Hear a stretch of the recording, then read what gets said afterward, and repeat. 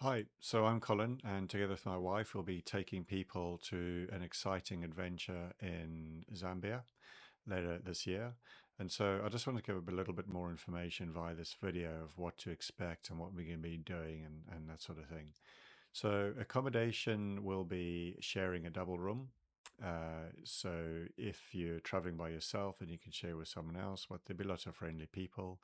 And obviously, if you're traveling with someone else, then it's not going to be a problem. We're going to do one game drive a week. So if you're staying for 2 weeks, there'll be two game drives, and that's just to keep the costs down. And also, maybe not everyone will want to do a long game drive as well. So it's just building in a bit of flexibility there. And then we can also always just buy an extra game drive, which is $100 each, which includes your park fees. So it's easy to add on game drives and just, if you really want to get out there and see more animals, as well as all the other things we'll be doing. Also recommend a walking safari. So it's just a different experience. You're walking, you're very much in nature, and you're walking among the animals and that sort of thing. And there's going to be a guide who's going to be teaching you about the trees and the animals and what's going on. And there'll also be a guard with you, so it's nice and safe. But it's really enjoyable experience doing that and something a bit different. Lunch is not included, so we've included the accommodation, the breakfast, and the dinner, and then haven't included lunch because you'll probably be traveling around and doing different things. And there's lots of places to get food. There's the local food that you can try, which is a sort of their staple diet, which is a bit like a sort of porridge type consistency food, and they have a bit of meat and some veggies with that. So they eat that all the time, basically. So you can try that, and then if you don't like it, then there's lodges that you can go to for lunch, or there's a nice cafe in the little town, and there's other places you can get food. So it's all flexible and easy. Uh, where we going is predominantly there's about 20 students who've all done their A levels. They're all really, really clever kids and achieved really good results. And they are trying to get into university. So they take a year out and they get a scholarship at the charity that we're going to be volunteering at.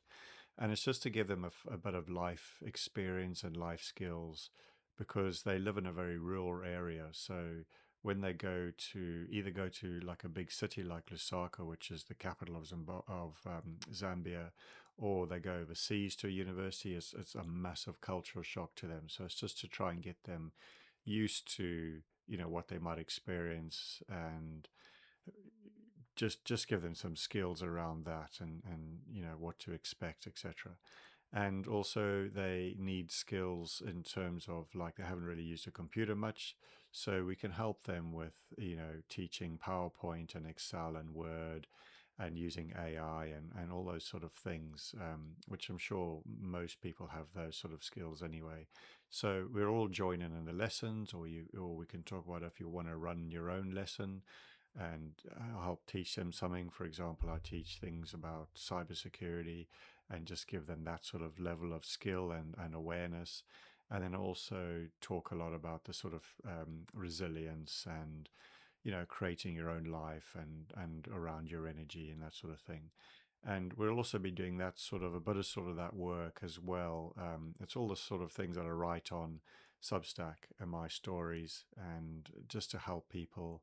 And we'll be doing a little bit of that work with the group ourselves, just all about where our energy's at and just creating a really amazing experience ourselves. And if there's certain animals you want to see, just putting your energy into really creating, seeing lion and wild dogs or whatever it is that you'd love to see.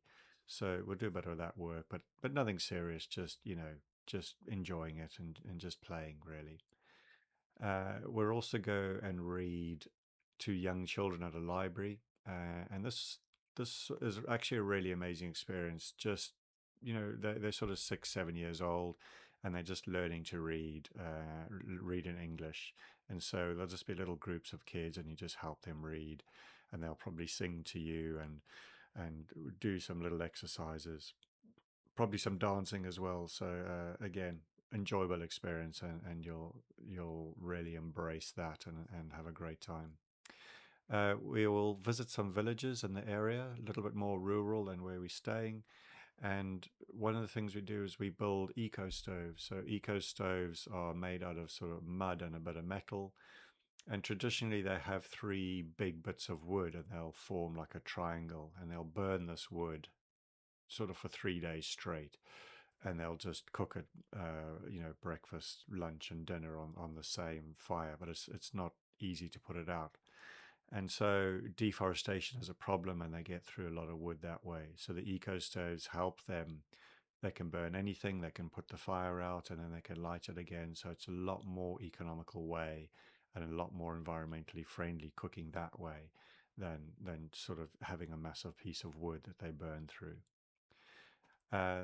We'll also travel to different lodges, as I said, for lunch, or you can go for a swim. Some of them have nice swimming pools, and it's just a different experience. Each lodge is sort of completely different and has a different vibe and a different experience. So that's really a great thing to do.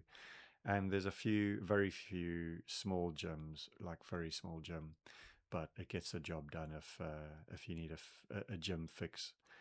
There's other treatments available like massages, again, different prices, and different lodges have different types of treatments.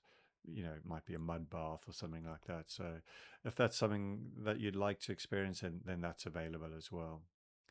There's a well-being group there that we've been running on the site there for over a year now, and that's just helping a sort of big group of women with their mindset, predominantly with their mindset and their resilience, and essentially reading my stories that I publish on Substack to them, and just helping them be more, I guess, motivating them, and being more resilient, and just getting them to sort of think about what they want to create, and just changing their energy and their vibration, to really create a life they love, rather than sort of feeling a bit like a victim of where they're living and what's happened to them in their past life. Because there's a lot of hardship in their life. So it's really just trying to bring some joy into their lives. And you listening to them, and how we've managed to help them, and how they've changed their mindset, and how they sort of less lazy, and they really keen to do stuff and help their family and earn money. It's an incredible feeling, a incredible fulfilling feeling to know that you're helping in some small way. And you know anything like that really makes a difference to their lives, and makes you feel amazingly good as well. And we're looking to try and educate them with other skills so that they can make money.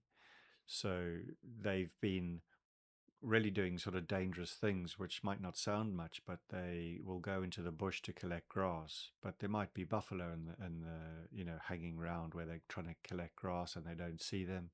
And so those things can be really dangerous. And so it's just giving them some other skills, whether it's sewing or better farming techniques, or maybe making some small things that they can sell to tourists and that sort of thing. So yeah, that's something that we're trying to do as well. So again, anything that you can add to that will be amazing. And there's also wildlife conservation and education. So we'll go off to a place where there's a lovely couple, and they've been educating kids for years, and they've got a classroom there, and they do conservation, and just really helping the kids understand more about how valuable nature is to those people, and the animals are to those people, because that's why people go there to that particular areas, because they stay at the lodges and they go on game drives and see the animals. And so it's just making sure they understand how important it is.